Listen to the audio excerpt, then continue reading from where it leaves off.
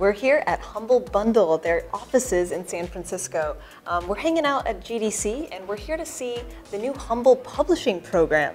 You know Humble as the company that brings you bundles of games that you can buy on the cheap. You can donate part of the proceeds to charity every time, which is really cool. And we're checking out 4 titles from some developers here at GDC that are going to be published under Humble's new publishing program. So the first one that we saw today was Staxel. And this is a super cute game built for kids and kind of built around this idea of Minecraft meets Animal Crossing or Harvest Moon. It's this farming simulator where you're going to build your little village and you can have your house and grow your crops. And you can interact with NPCs, you can customize your clothes, and there's a ton of modding options. They've really focused on letting players mod their game to be whatever they want it to be. And then we also saw Iconfell, or Iconfell, as the developer pointed out to me.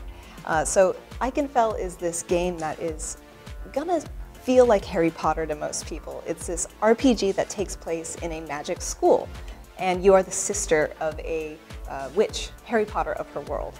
But she goes missing, and as her sister, you have to go to the magic school and try to find her. So actually, Iconfell isn't based necessarily on Harry Potter, it's based on the book Carry On. It's an amalgamation and just a combination of all these magical worlds that we've been living with for a while, but it has its own twist, and the characters are super strong. The main girl is very lively, and she has a really strong personality. That's great to see in a pixelated RPG.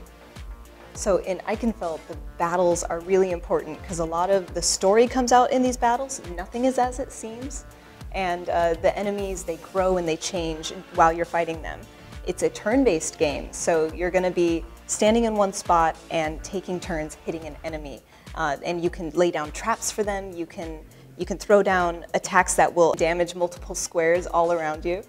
So it's a super complex game, even though it looks like a shiny little pixelated RPG.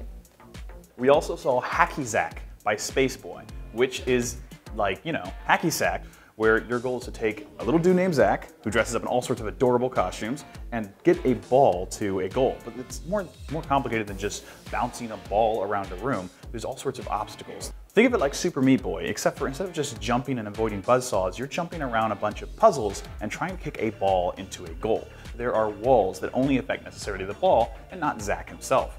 Or there are switches that will change platforms so they only appear at one point. There's also all sorts of different kinds of balls. Balls that move in slow motion, balls that bounce higher than other balls, and even a ball that makes another ball move. So there's all sorts of really creative, interesting combinations to speed run through this crazy jumping game. It's really creative and it's super fun.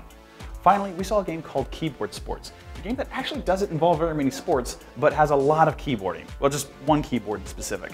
Instead of playing a game with a gamepad or just a few keys on the keyboard, this game uses the entire row of QWERTY keys, numbers, the inner key, everything you use. And basically your character on the screen goes to wherever you pressed a key. And this has all sorts of weird, interesting puzzles. You gotta get across traffic, and you gotta only do it by pressing the right key to dodge the cars.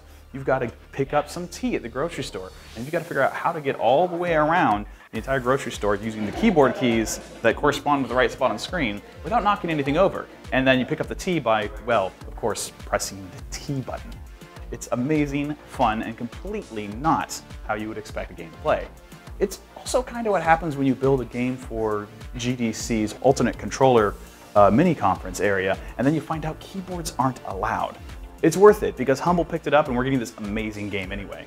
Because it's really creative, fun, and well, basically everything here is just refreshingly creative. And it's a great start for Humble's publishing brand.